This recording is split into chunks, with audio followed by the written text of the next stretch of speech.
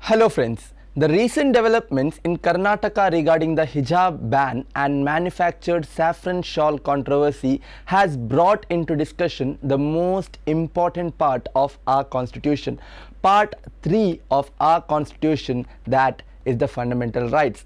Today in this video, let us look at the basic human rights that are enshrined in our constitution. Before we move ahead, please subscribe to the Upfront and press the bell icon to get notification of all our updates. I'm Nihal Mohammed and you're watching the Upfront.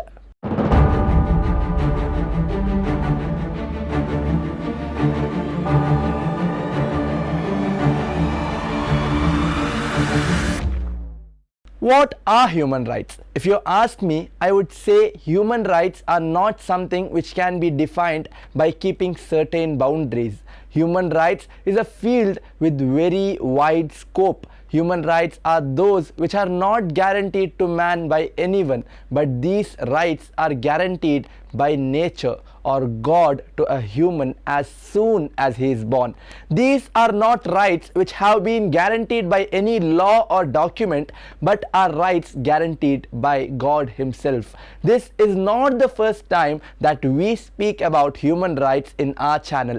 Even before this, we have made videos around this topic. The intention of this video is to briefly keep in front of you the basic human rights guaranteed by our constitution and remind each one of you about the same. So let us begin with some of the basic rights. The fundamental rights are the sections of the Constitution of India that provides people with their rights. These fundamental rights are considered as basic human rights of all citizens irrespective of their gender, caste, religion or creed, etc.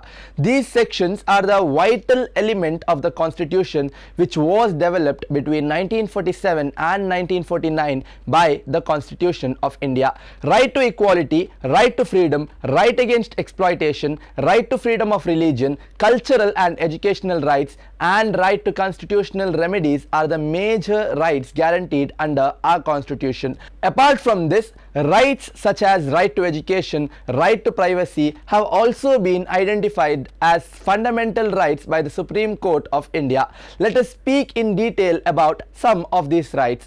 Right to equality ensures equal rights for all the citizens. The right to equality prohibits inequality on the basis of caste, religion, place of birth, race or gender.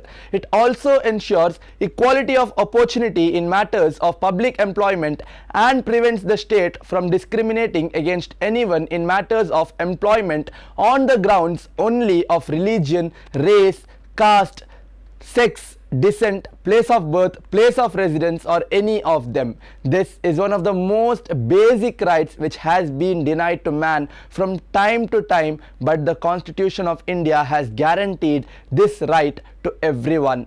Right to freedom provides us with various rights. These rights are freedom of speech, freedom of expression, freedom of assembly without arms, freedom of movement throughout the territory of our country, freedom of association, freedom to practice any profession, freedom to reside in any part of the country. It is the base of any democracy that there is freedom for everyone. Our constitution guarantees this freedom and allows us to dissent against the policies of the government if they go against the interest of the nation or we differ in the views held by those in power. It is under this article that media derives its rights to express its views without any fear.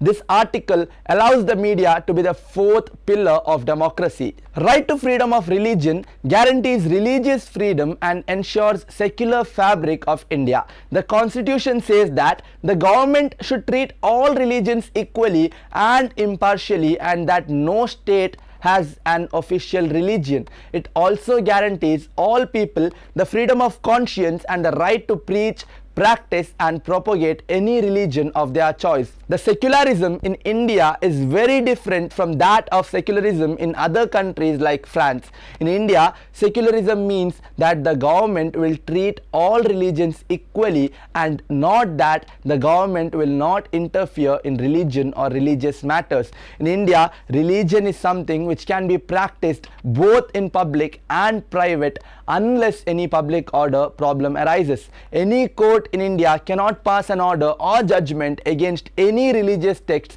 or essential religious practices of any religion, nor can any law be passed which goes against essential practices of religion. Cultural and educational rights protects the rights of cultural, religious and linguistic minorities by enabling them to conserve their heritage and protecting them against discrimination. Educational rights ensure education for everyone, irrespective of their caste, gender, religion, etc. And now comes the most important rights of all the rights. You might think, have I not said about all the major rights, then what is left out? This is the right about which Dr. Ambedkar said that this right is the heart and soul of our constitution. That is the right to constitutional remedies. Right to constitutional remedies ensures citizens go to the Supreme Court of India to ask for enforcement or protection against violation of their fundamental rights. The Supreme Court has the jurisdiction to enforce the fundamental rights even against private bodies, and in case of any violation, award compensation as well to the affected individual. The reason why this right is so important is that giving responsibilities or rights is very easy, but those rights will have value only when they are safeguarded, only when it is ensured that everyone enjoys these rights. In recent times, we have seen that fundamental rights are being violated every now and then. Every now and then, cases are filed in high courts and Supreme Courts saying that the state has violated our rights. The recent saffron hijab issue is only an addition to it. We need to keep one thing in our mind, that all these rights are essential and none of these rights are more essential than the other. As senior advocate of the Supreme Court, Advocate Devdutt Kamath, said in front of the 3-judge bench of the High Court of the Karnataka High Court that you cannot ask what is essential between food and water. Both are essential in the same way. All our rights are essential. At the same time, it is very unfortunate to say that any voice raised by Muslims for their rights will make that issue a Hindu-Muslim issue. Hence, it becomes important that we amplify voices from all sectors of the society. We amplify voices of solidarity. If you like the content we provide, please subscribe to the Upfront and press the bell icon to get notification of all our recent updates. Please share our videos and educate others. Thank you.